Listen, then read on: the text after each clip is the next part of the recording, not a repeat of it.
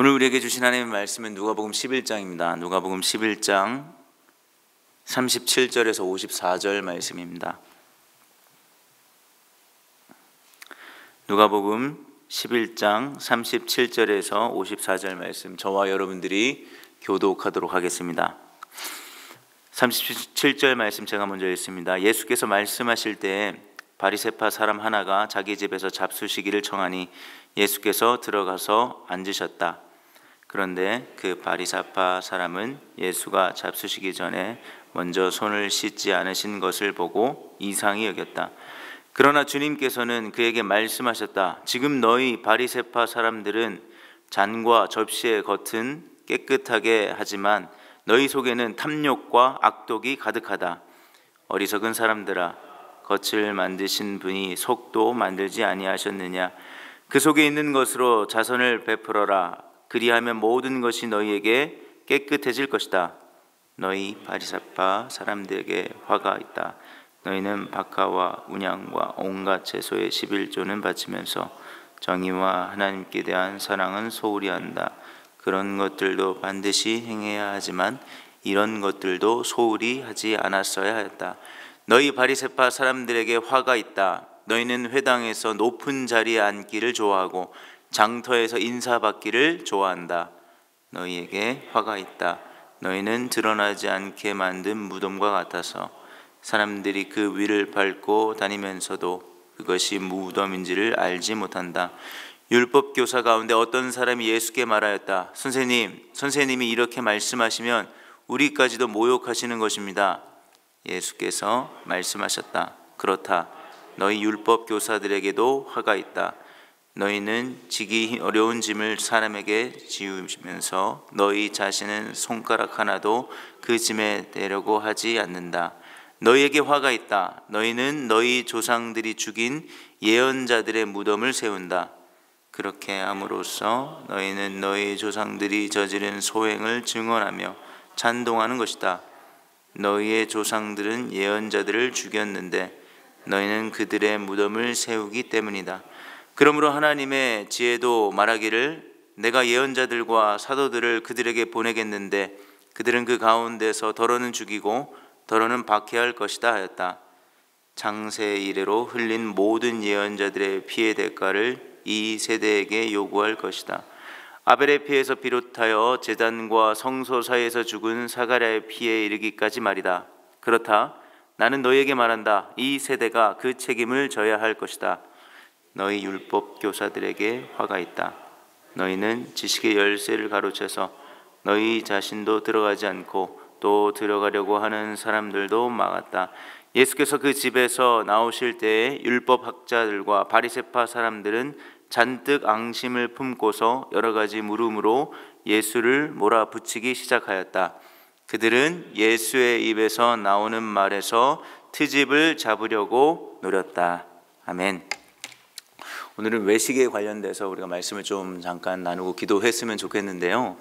오늘 말씀은 우리가 읽었듯이 예수님께서 바리새파 사람들과 율법 학자들을 책망하는 장면이 나옵니다.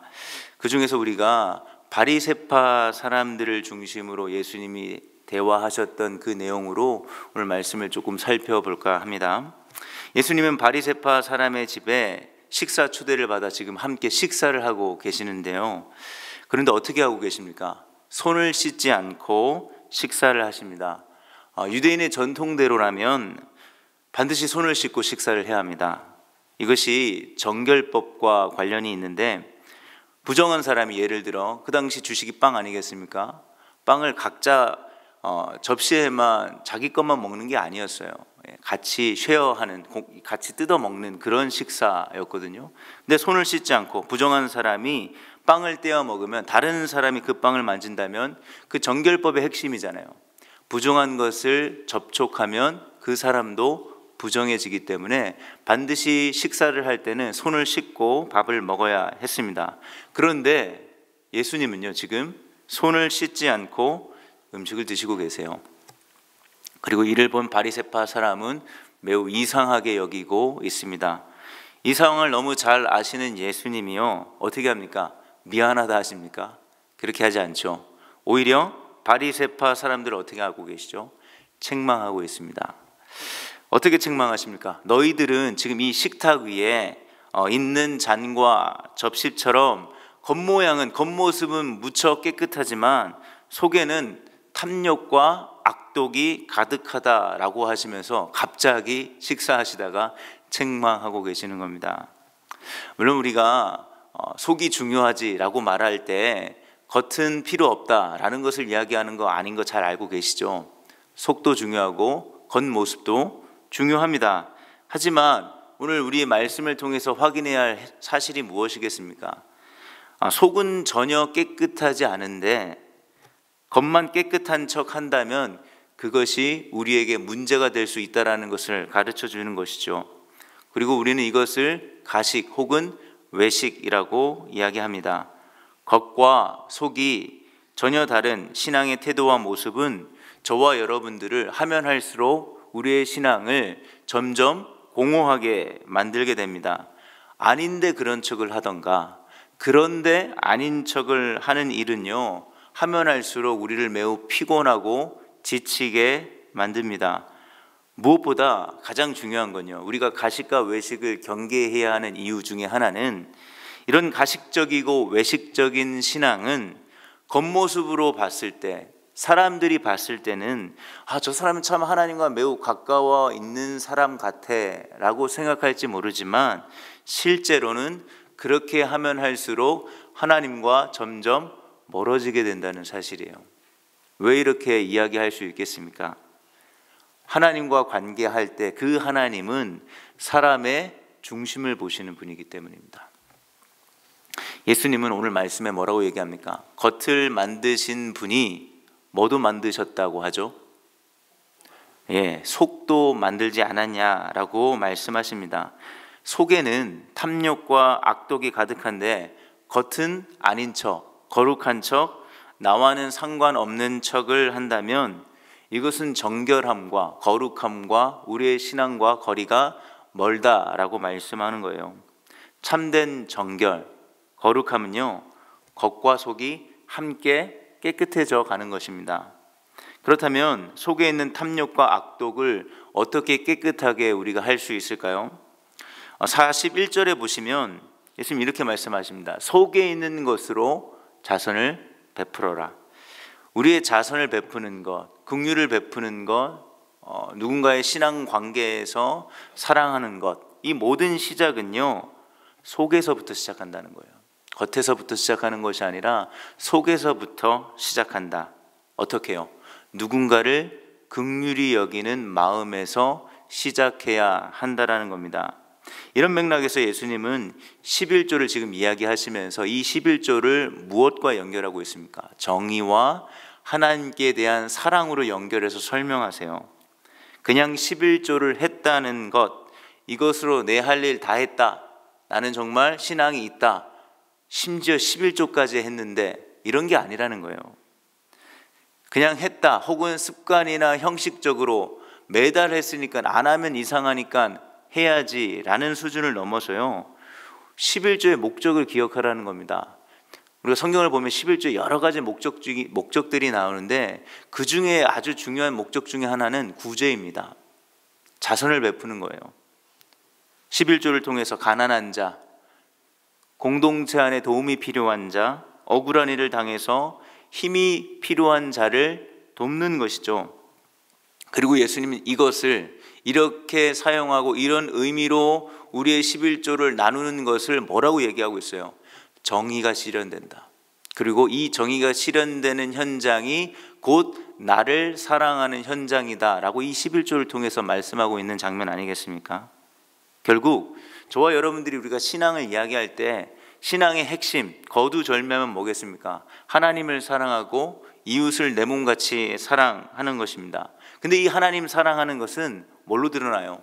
우리가 어떤 종교적인 행위, 예배 현장에서 하나님을 예배하고 하나님을 찬양하고 말씀을 듣고 기도하는 그 현장에서도 드러나지만 가장 핵심은 이웃을 내 몸같이 사랑하는 것, 그것으로 우리는 하나님을 사랑하는 모습이 드러난다는 것이에요. 그리고 이 일에 우리의 겉과 속이 일치해 가는 것, 겉과 속이 다른 것이 아니라 겉과 속이 일치해 가는 것, 이것이 참된 신앙이고 우리가 나아가야 할 신앙의 방향이라는 것입니다. 그런 맥락에서 저와 여러분들의 신앙생활은 지금 어떻습니까? 헌금하시죠? 구제하시죠? 적어도 이 새벽의 자리까지 나온 분들은 교회에서 하나 이상의 봉사와 섬김을 하시는 분일 겁니다. 그런데 이 모든 것이, 신앙이라는 이름으로 하는 이 모든 것이 하나님을 사랑하는 마음으로 하고 계십니까? 아니면 43절의 바리새파 사람들처럼 이런 모습들을 통해 높은 자리에 앉고 싶고 사람들로 인사받기 위해서 혹 하고 있는 건 아닙니까? 다시금 우리가 하고 있는 것들에 대해서 내가 왜 하고 있는지, 왜 헌금을 하고 있는지, 왜 교회를 나오고 있는지, 왜 봉사를 하고 있는지, 그리고 누구를 위한 것인지 우리가 오늘 말씀을 통해서 점검하셨으면 좋겠습니다. 무엇으로 점검하겠습니까? 제가 무슨 표를 드릴까요? 체크하셔서 점수를 제가 말씀드리면 되겠습니까? 아니죠. 셀프 체크입니다. 그 셀프 체크가 뭐겠습니까? 기도의 자리입니다. 무엇을 달라는 기도 우리 해야 합니다. 각자 필요한 것들이 있습니다. 우리를 채워야 할 기도의 제목들이 있죠. 그러나 그 기도 제목을 넘어서 그 기도 제목만 있는 것이 아니라 내 안에 저나 여러분들이나 남들에게 들키고 싶지 않은, 들킬까 봐 걱정되는 속마음을 주님께서 보여주시기를 기도하셔야 합니다. 반대로 우리가 마음은 있는데요 라고 하면서 겉으로 봤을 때는 전혀 그 마음이 드러나지 않는, 그냥 단순히 입으로만 때우려고 하는, 아무 행동도 하지 않는 그 모습조차도 속마음뿐만이 아니라 우리의 겉모습조차도 셀프로 확인해야 돼요. 무엇을 통해서요? 기도의 자리를 통해서요. 그래서 나오신 거 아니겠습니까? 아니라고 표정으로 얘기하시네요. 신앙은요, 오늘 말씀을 통해서 우리가 기억해야 한다는 사실을 딱 한마디로 얘기한다면 우리의 신앙은 형식과 의미가 늘 같이 가야 합니다. 형식은 의미를 담는 그릇입니다. 우리가 형식 혹은 의미 양자택일할 것이 아니라는 사실이에요. 그래서 예수님 오늘 말씀에 형식도 중요하고 의미도 중요하다, 둘 다 중요하다라고 말씀하시는 것 아니겠습니까? 그런 의미에서 우리는 지금 어디에 있습니까? 의미는 잃어버린 채 껍데기만 남아있는 건 아니겠습니까? 혹은 그 껍데기조차도 잃어버리셨습니까? 오늘 기도 자리가 다시금 우리의 신앙이 형식과 의미가 함께 가는 자리로, 회복되는 자리로 기도하셨으면 좋겠습니다. 단순히 오늘 기도 왔다, 기도했다, 새벽을 깨웠다 라는 것에서만 만족하는 것이 아니라 우리가 왜 기도하고 있는지 다시금 물으셨으면 좋겠어요. 그 가운데 성령께서 우리에게 말씀해 주실 것을 기대하며 오늘 이 시간 짧게라도 우리의 진심을 담아 기도하셨으면 좋겠습니다. 42절 43절에 보시면 예수님은 바리새파 사람들에게 화가 있다라고, 그것도 3번이나, 뒷부분을 보시면 율법학자들에게도 화가 있다고 3번이나 말씀하시는데요, 무엇을 화라고 이야기하고 계십니까? 무엇이 화죠? 신앙이라는 이름으로 말하고 행동하고 심지어 내가 어느 수준이 되어서 남들에게 가르치고 강조하지만 그것이 막상 실제로 신앙이 아닐 때 화가 되는 겁니다. 신앙이라고 말하고 행동하는 이면에 하나님을 사랑하고 이웃을 사랑하는 마음은 전혀 없고요, 그냥 내 욕심을 채우고 내가 그냥 높은 자리에 인싸가 되고 싶고 중심이 되고 싶고 남들에게 어떤 식으로든 칭찬과 인정을 받고 싶은 것이 신앙의 이름으로 하는 것이라면 우리의 모든 수고로움은 복이 되는 것이 아니라 화가 된다라고 말씀하시는 거라고요. 겉으로는 우리는 구제할 수 있습니다. 사람이 봤을 때는 그 구제가 하나님께 하는 것인지 내 자신을 위해 하는 것인지 몰라요. 그러나 우리의 속마음이 구제를 하지만, 겉모습은 다 똑같은 구제이지만 정말 하나님을 사랑해서 남들을 섬기는 마음이 아니라 내가 너보다 낫다는 생각으로 나의 잘남을 확인하고 만족하고 사람들로부터 칭찬과 인정을 받고 싶은 거라면 주님이 분명 말씀하십니다. 그거 너한테 복이 아니다, 화가 될 것이다. 이런 맥락에서 우리는요, 신앙이라고 말할 수 있는 모든 행동들이 그것을 했다고 해서 자동적으로 복이 된다라고 생각해서는 안 됩니다. 신앙의 출발은 계속해서 예수님이 말씀하시지만 우리의 마음에서 시작되는 거예요. 물론 우리가 항상 좋은 마음으로 시작할 수 있겠습니까? 아니죠. 근데 그럴 때라도 정직하셔야 돼요. 무엇으로 자신을 포장하는 것이 아니라 적어도 사람들한테는 그럴 수 있어요. 그럴 수밖에 없는 게 우리들이죠. 그러나 적어도 우리 주님 앞에서, 중심을 보시는 주님 앞에서 나의 부끄러운 모습을 인정해야 합니다. 근데 오늘 바리새인들과 율법학자들의 태도는 뭡니까? 보여줬더니 뭐합니까? 완강히 부인하고 거절합니다. 알게 해주시는 것, 우리의 민낯을 알게 해주시는 것, 저는 그게 은혜라고 생각합니다. 여러분들 무슨 은혜를 기대하고 왔나요? 취업이 되고 연애를 할 수 있고 지금 당장 앞에 있는 문제가 해결되는 은혜, 물론 그것도 은혜입니다. 그러나 저는 오늘 다른 은혜를 이야기합니다. 하나님께서 우리의 겉과 속을 제대로 보게 하시는 것, 그게 은혜입니다. 그리고 그 앞에 우리는 두 가지 선택을 할 수 있죠. 바리새파처럼 완강히 부인하는 겁니다. 완강이 아니라고 얘기하는 겁니다. 완강히 나는 그런 사람이 아니라고 이야기하는 것이죠. 아니면 그 앞에 엎드리는 것입니다. 사람들 앞에서 우리는 내 어떤 수치스러움이 드러나는 것에 엄청 신경을 쓰고 그것이 들키지 않도록 우리는 부단히 애쓰며 살아가요. 자유함이 없습니다. 늘 불안하죠. 늘 불편합니다. 근데 우리는 사람들 앞에서 신경 쓰기 이전에 우리 주님 앞에서 나의 수치스러움이 드러나는 것, 드러내 보여주시는 것은 사람 앞에서는 절망이 될 수 있어요. 때로는 사람 앞에서는 그 관계가 깨지거나 회복할 수 없는 상처를 받을 수도 있겠습니다. 그러나 우리 주님 앞에서 나의 부끄러움이 드러나는 것은 절망이 아니라 회복의 시작임을 기억하셨으면 좋겠습니다. 주님은 저와 여러분들의 민낯과 수치스러움을 드러내서 놀리시거나 많은 사람들에게 부끄러움을 당하게 하시려고 하는 것이 아닙니다. 이 수치스러움을 그분의 자비로 덮어주시기 위해 드러내시는 겁니다. 매일 수치스럽다고요? 어제도 그랬고 오늘도 그렇고 내일도 수치스러울 것이라고요? 괜찮습니다. 제가 그렇게 하는 것이 아니라 매일 수치스럽다면 매일 그분은 그분의 자비로움으로 여러분들을 덮어주실 것입니다. 그러니 바리새파 사람들처럼 완강히 거부하는 길을 걷지 마십시오.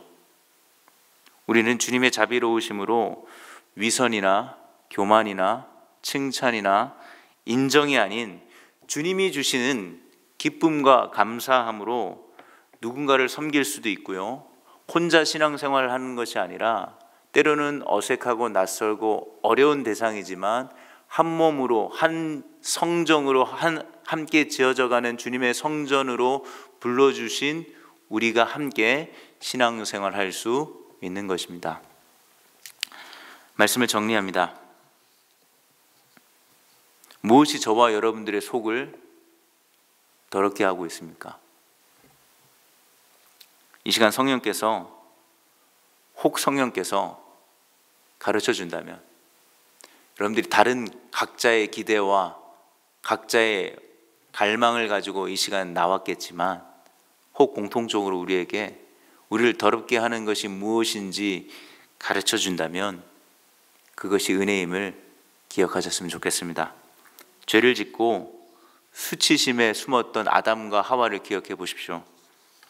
그 아담과 하와를 주님께서 찾아오셔서 그 두 사람을 회복시켰던 것처럼 주님은 오늘도 우리를 찾아오십니다.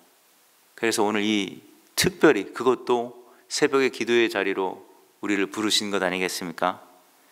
그리고 벌거벗어 수치심을 느끼는 숨어있는 아담과 하와에게 가죽 옷을 입혀 주셨던 것처럼 그리스도께서 그분 자체가 우리에게 새로운 옷이 되어 우리를 늘 입혀 주십니다.